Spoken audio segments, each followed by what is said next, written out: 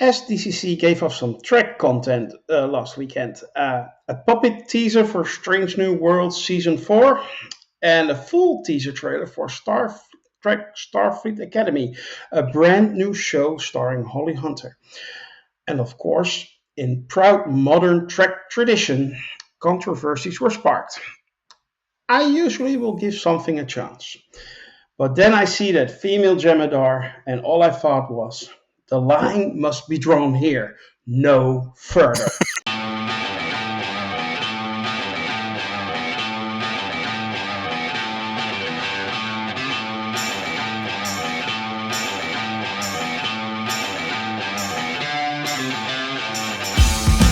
This is the review of Champions, and I'm your host, Grandmaster. With me is a powerful panel made up of the finest champions Cigar has to offer. Let me introduce them to you. First up, laughing, we have Taylor. How are you, man? I'm great. We have Merv. How are you? Fantastic. No counter this week. And last but certainly not least, voice only, we have Loki's mom. How are you, man? Doing really well. That's good to hear. This is episode 19 of our Star Trek project, in which we will be reviewing Star Trek. All of it in order of release, kind of. And today we're talking about Star Trek First Contact. But before we do, I want to ask you all to help us out. Like and share this video, subscribe to our channel, and join our forum at Cigar.freeform.lit. Just click in the link in the description, and that gets you to the setup an account page. And, there you can set up your account and join our conversation on the board. We hope that you do that. We will set up our episodes of the Star Trek projects when we deal with movies the way we do with all our movie reviews. 3 rounds. First, we do some quick thoughts. Then we do a deeper dive and some related things, silly jokes, afterthoughts, and everything, what you can imagine. And we round it all up with a rating of the movie. So that's it. Star Trek First Contact. The Borg are invading the Federation, and the Enterprise gets sidelined. Well, and then a whole lot more, but we're going to discuss that now in depth. Merv, I think Star Trek First Contact was a movie you saw before we started our project long ago. Just going back to that moment when you first saw it, what did you think of it back then? I thought it was fine back then. I hadn't, I forget, I don't even know when this movie came out, but I was probably like an early teenager when I saw 1996. Yeah, so that tracks. So I had obviously not seen the show at all. I think I had seen bits and pieces of episodes on TV over my grandparents' house or whatever. Turns out that wasn't even The Next Generation. That was Deep Space Nine, which was airing at the time. So I didn't even know what I saw. I was like, "Where's the guy with the crazy ears?" So at the time, it was like, "Oh, this is fun. This is cool. These guys are kind of scary. They remind me of Hellraiser," which is something I did know at the time. Okay. And then there's yeah. I was much more of a horror kid than I was a sci-fi kid. So okay. So now you have seen, of course, the original series and The Next Generation and some movies. So now you have a whole lot more context. I can only imagine that enhanced the experience for you. It did. You rewatched it. Yeah. Yeah. Now I get a lot more references. I enjoyed it for the most part. I do think I enjoyed like the Borg stuff more than the stuff that was happening like on Earth, I guess we'll say, like with the guy who's supposed to shuttle the thing. So it was a little divided to where every time they cut back to this, I was a little bit kind of bored. But then when we got to the ship stuff and the action and the Borg, I was really invested, and I thought it looked great. And it was a really nice next entry in this film series of The Next Generation for me. Yeah, Taylor, when you talk about production value, I actually noticed that when I rewatched it earlier today, that it's so much better than it, or at least it looks so much better or modern than all that came before, actually. Do you agree with that? Yeah, the production values on this movie are really great. The the stuff up in space, of course, all the special effects, the Borg invasion, the space battle, and then of course everything going on the Enterprise and outside of the Enterprise, all looks really spectacular, especially for 1996. It's definitely, I think they up to the budget and the effort for this one, because of course this movie did come out in 1996, which was kind of a peak moment for the Star Trek franchise. Mm-hmm. Overall, your thoughts on the movie? I like this movie very much. It's a really good movie. I think it's a really solid entry in all of the movies of the franchise. I think Picard, as usual, pretty much steals the show. I agree with Merv that the stuff in space happening on the Enterprise was much more interesting than the story with Zefram Cochrane down on Earth. But that, of course, was the catalyst for the whole thing, with the whole first contact and everything. But yeah, it's just a really solid movie. I enjoy it very much. Hmm. Lokismom, did you see this movie in theater back then? I did. No. I remember going. I think the series, I guess, was still going on. I'm not sure if they had ended the Next Generation series yet or Yes, they not, did. but yeah, I really did enjoy it. I did. On retrospect, yeah, I agree. I think the special effects were really good. Maybe watching it on small screen enhanced that, makes it look a little bit better, but it was very well done. Just a fun movie. I did miss that Colomini wasn't in this particular film, but he was always one of my favorite characters from the original series. But overall, yeah, it was just a really good movie, and I really enjoyed rewatching it because this was the first time I had seen it since it came out back in the '90s. Hmm. Well, Colmini wasn't in it, but they did put an actor in from Deep Space Nine, of course, Worf, and they reference the Defiant, and of course, actually, there are two actors also from Voyager in this movie, because you have Robert Picardo making a cameo as the EMH. Of course, Mm-hmm. the Enterprise EMH, not Voyager's EMH. Sorry, Merv, a little bit of spoilers, but you have to endure it. And of course, Ethan Phillips is also on the holodeck scene with Dixon Hill. He's the guy that tries to talk to the Borg when they enter the holodeck. He plays Neelix on Voyager, so that was also they did use all their resources which they had available at the time on the different sound stages on the Paramount wall. But anyway, let's take a deeper dive, and I'm going to start with you, Taylor. Do you have any criticisms of Star Trek First Contact? Not really. I mean, this, of course, is the first movie with the Next Generation crew without any help from the original series crew, just them on their own. Yeah. And it's a really good, solid effort. It's a good solid performance. I like, of course, as you mentioned, Deep Space Nine was in full swing, and Voyager had recently just started. So, of course, they brought in, references to both of those series. And I think they did them, they did them well. They didn't try to overdo it. Had to have Worf. I mean, you can't have a Next Generation movie without Worf, so he had to find a way to come back from Deep Space Nine. Yeah, all those next gen Right there. movies after Generations have a convoluted way of bringing Worf back into the Enterprise, Right. because yeah, There's always a reason. There's always a reason. yeah, The subplot with Data being captured by the Borg, and the Borg Queen trying to, you know, entice him into, becoming a Borg, and becoming more than what he was, and being part human, and all of that, and playing on his emotions and his feelings and everything. That was all very interesting. And of course, Picard's, Ahab impression, his white whale, of course, referencing back deep into the original series into the Next Generation with his, dealings with the Borg.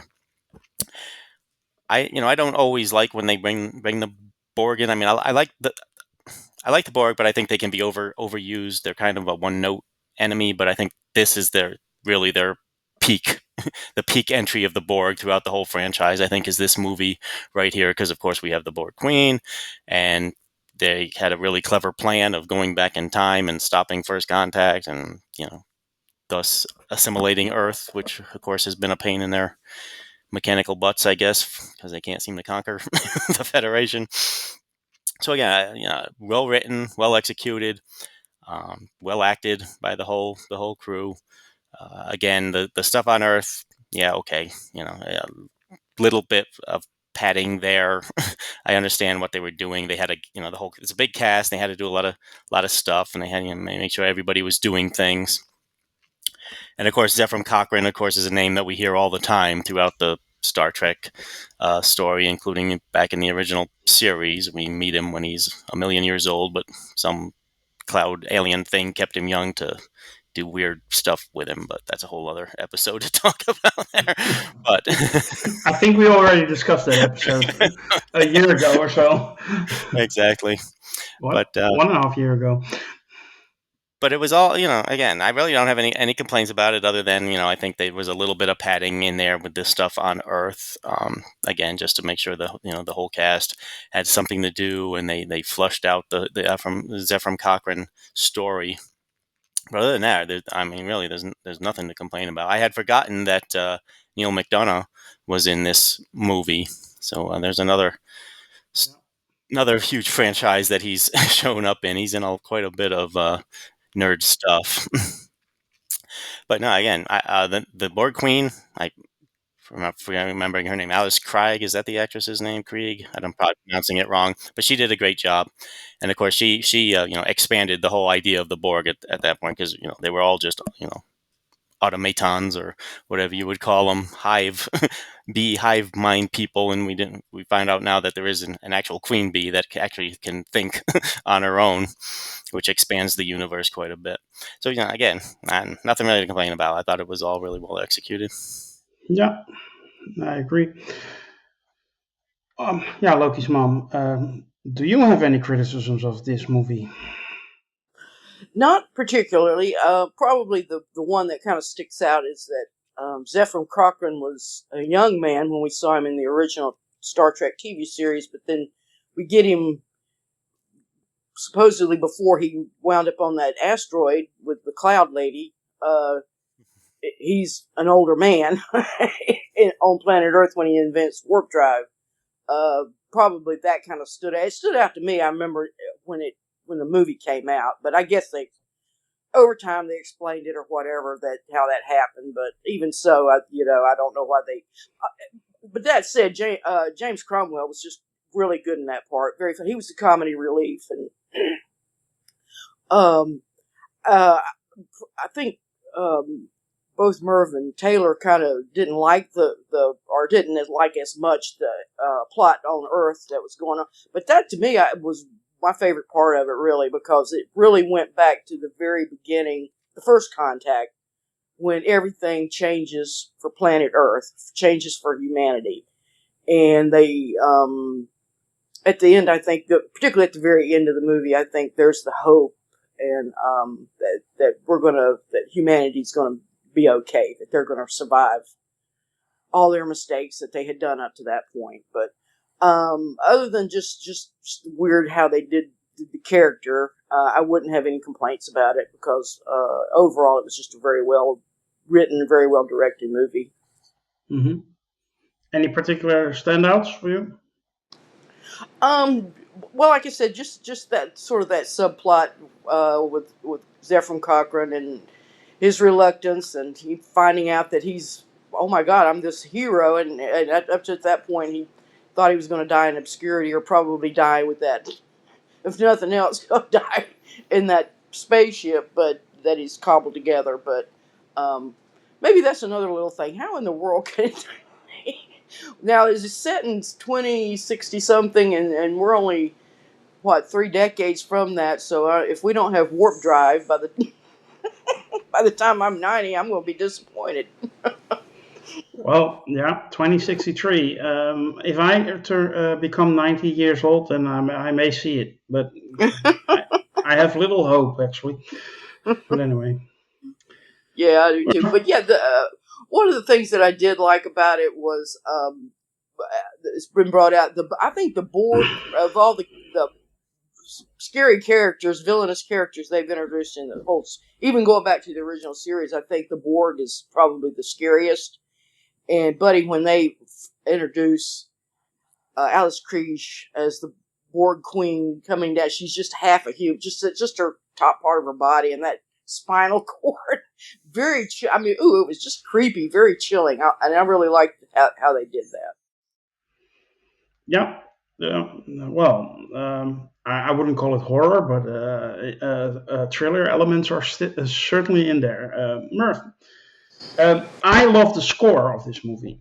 The opening credits have, I think, the most beautiful score of all of Star Trek, in my humble personal opinion.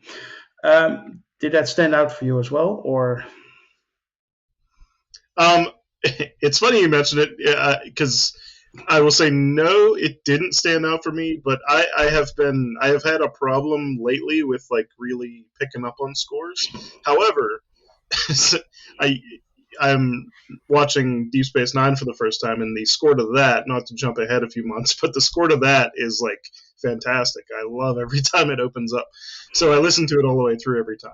But in here, unfortunately, no, it didn't like jump out at me as like super memorable. At least, on this rewatch slash.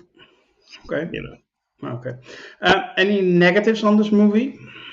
I have a couple, and they're not huge by any means. The biggest one is where was Geordi's visor? I understand the actor has great eyes, and you want to let him emote more, and technology has probably advanced past the point of having the visor at this current stage. But the visor is Geordi, right? You know what I mean? So whenever he didn't have the visor, I was like, down a point for that. And the only other real one was I always screw up her name, Guinan, Whoopi Goldberg's character. Mm-hmm. And I don't know the behind-the-scenes production reasons, possibly why she wasn't in this film, but to me, like, her character has always been very synonymous with the Borg. Feels like anytime, at least the first time we got any backstory for the character, it involved the Borg. It was, like, very important to the Borg. So for this to be a heavily Borg-centered movie and her to not even appear in it just seemed a little odd to me, and I'm sure there's reasons, behind the scenes, or they just were like, we don't have enough space for another character to squeeze in here outside of the ones that we have, or whatever the reason. But it was noticeable to me, for kind of watching this. I know I'd kind of seen this movie before, but for having all the ducks in a row by the time I saw this one this time, knowing that character and the importance of the Borg to that character, like, for her to not be in it, it felt odd. The only other random one was the convenience of the Borg, whether they attack or not attack. It's even played as like a suspense moment, so I kind of dig it, but at the same time, like, it felt kind of convenient at some points whenever it's like, we're cornered, except the Borg are like moving boxes around and doing random stuff, so they're not going to bother us until they want to, and that just seemed kind of random to me. But those are really my only complaints. Everything else I really liked. The scene of scenes, really, for me, the special effects is great. But the one that really nailed it home is like the big one with the Borg Queen, kind of half a spinal cord and just her upper shoulders and head kind of floating down to the thing. I thought that looked great. And that's, 30 years old at this point? Like, that special effects has not dated a day. Like, that looks, or whatever you want to call it, like, it was way ahead of its time, I feel like, for how good that looked. Like, there were even some other spots in the movie where, like, maybe the special effects, you could tell they were kind of dated. I'm thinking of, like, the Vulcan ship at the end. But, like, that Borg Queen scene looked amazing still. And she was great as a character.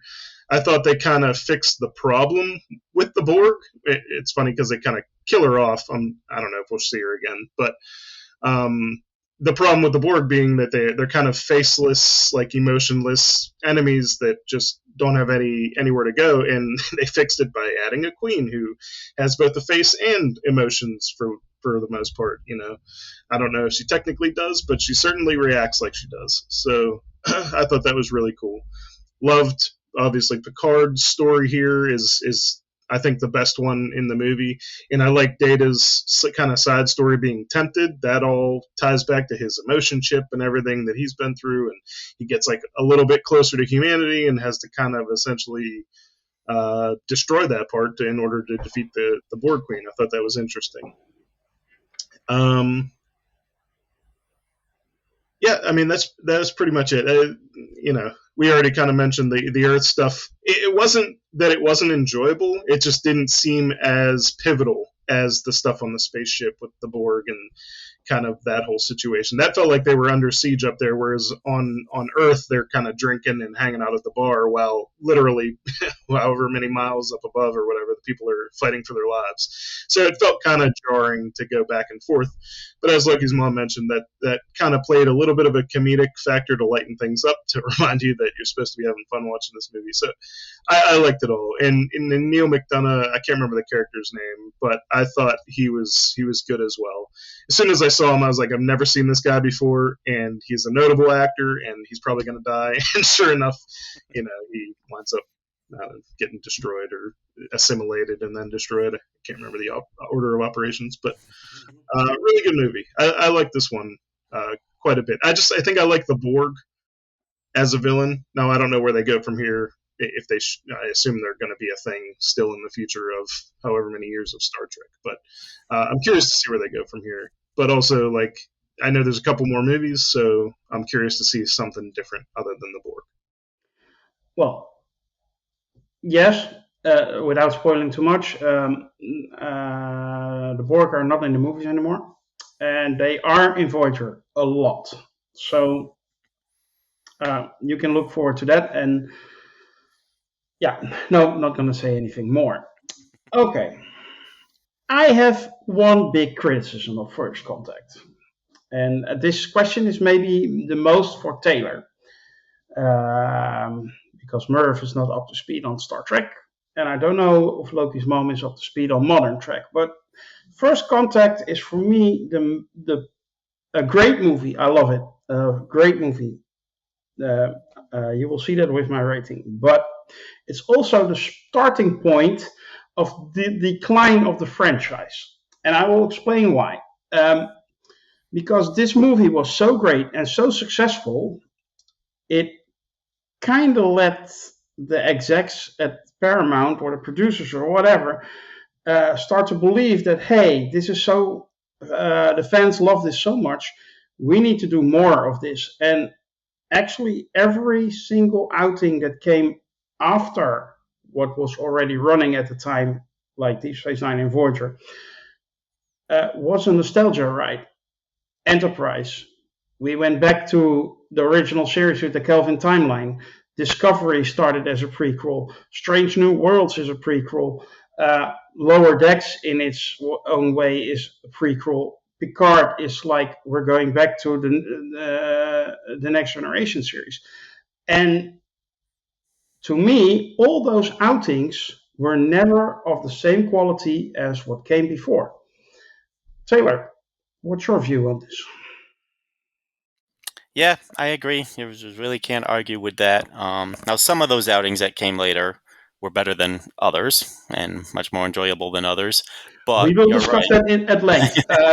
There is still there's still a lot of love for me for the franchise as a whole, but it was never at the level of the Golden Age, which was at its peak at that moment. Absolutely, I agree absolutely. And the problem with going back all the time is they keep wanting to reference what came before, but it hasn't happened yet. So they end up changing, conflicting with canon or retconning. And with a franchise this big and this vast and a universe this huge, there's going to be some retcons that you have to make. I understand that. But they should be, minor things that and done only when you have to, and they should only be minor things that don't, change the whole history of the universe that you've already created, and of course we'll discuss all of those things as we get to them. But no, you're right. This is where it kind of peaks and kind of yeah, I agree. They, for some reason, I don't know why they didn't go forward. after Voyager. Yeah, because of the success of this movie. This movie was, well, we can have that debate right now. Or Loki's mom, do you want to weigh in on this statement before I move on? Well, yeah, I think what you're saying. I never really thought about how they composed the series the different series that's going forward, but that may have been why I lost interest in it, because I watched all of of course the original episodes, and then the Next Generation. I saw all those. Saw about a couple of years of Deep Space Nine. I did enjoy it, but beyond that, I began to lose interest in it because I don't know. Maybe that was the thing. It wasn't going forward. It wasn't bringing us new characters and a whole new scenario of different people that we could, another 200, 300 years in the future, however they want to bump it up.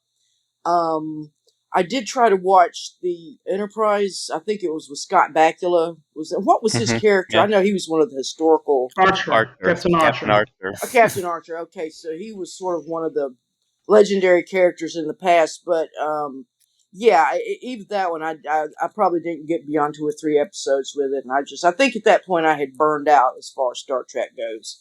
Going to the newer ones, I did watch the first season of Picard, which I enjoyed a lot. Mostly because I just love Patrick Stewart. I'm just a huge Patrick Stewart fangirl, and I'm just going to put it out there. I'm not ashamed of it. When he's in that wife beater at the end of the movie,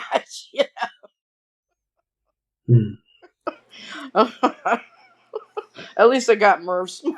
I think he knows what I'm talking about. The basketball like shirt he has on, and he's swinging through the vine. It's just anyway. Enough of that. But the Next Generation, not the Next Generation, the one where they've rebooted back to when Spock's a young man. I think I've seen a couple episodes of that, and it's well done. But here again, I just can't get back into it. That's just how it is. Yeah. But it's sad that people that follow a franchise for over 30 years, like you, or a little bit shorter, like me, uh, just are not as excited anymore for new content because they change it. And it all started with First Contact.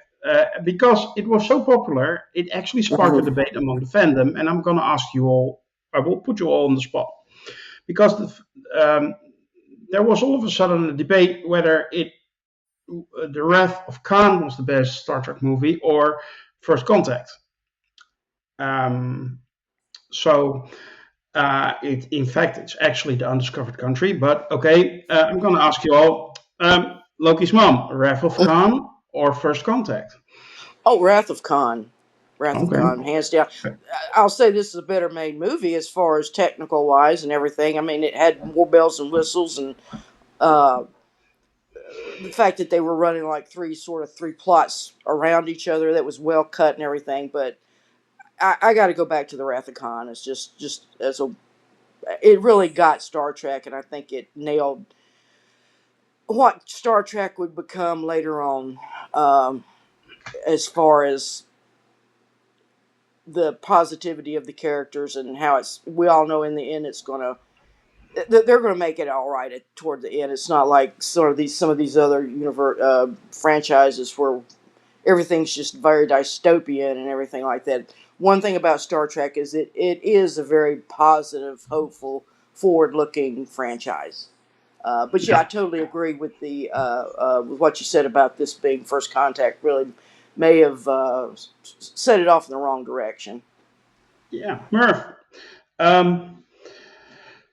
Wrath of Khan or First Contact? I will say, despite probably enjoying most of the Next Generation stuff more than the original series, just because I think it's more my tastes, I have to say Wrath of Khan. I remember, I mean, even just a few months ago reviewing it, but like even as a kid watching that movie, like it was something special. And as much as I did enjoy this movie, I don't think it was quite to that height. Okay. Well, I know what Taylor's going to say, but I'm going to ask him anyway. Wrath of Khan or First Contact? Wrath of Khan. Yeah, I knew that. Actually, for me, it's the same. But so actually, there's no debate anymore, people. It's Wrath of Khan. Well, in fairness, it's actually the undiscovered country, but that's never included in this discussion. But anyway, we have nothing more to do than rate Star Trek First Contact.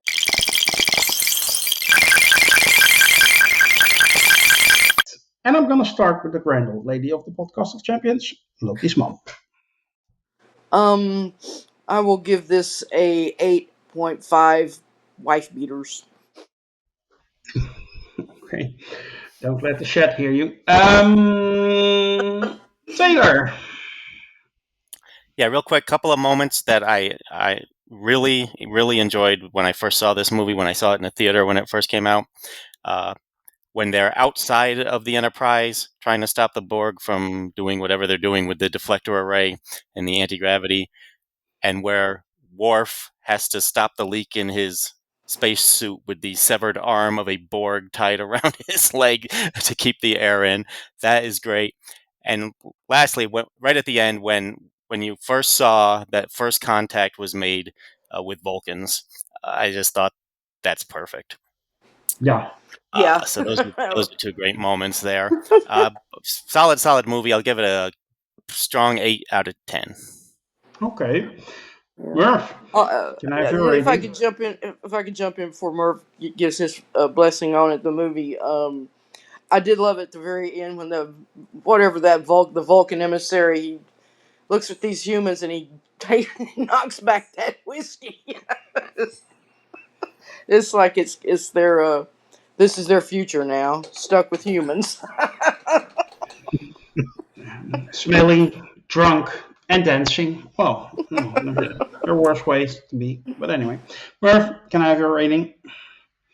Yeah, and real quick, I'll just say that one last thing. I kind of laughed to myself about it, but the Borg, this highly advanced technological kind of race that can adapt their physiology to like different ray guns that they get blasted with, still uses like saws to stab people with, like they're attached to their arms. Like it's very old school, like rustic. You know what I mean? Like it's a jarring difference in perspective within the same thing. Oh, but those I, tubes are going to be important. You will learn that in Voyager. But anyway. yeah, They're kind of steampunk. yeah. I'll give this an 8.5 as well. I really enjoyed this one. Okay. Well, let me be the positive one. I'm going to give this movie a 9 out of 10. Oh, Yeah. It's one of my favorite movies. So, yeah, still not as good as The Wrath of Khan, but still one of my favorite movies. That will conclude this month's episode of the Star Trek Project. We hope you have enjoyed our discussion today. If you did, you can help us out. Like and share this review, subscribe to our channel, and join our forum at sakar.freeforms.net. We would love it if you do that. In episode 20 of the Star Trek Project, we will be discussing Star Trek Insurrection. Yay. Soon we will have a discussion also about the MCU Phase 5, so be on the lookout for that. For now, I want to thank you all also on behalf of our champions and wish you to live long and prosper. Bye.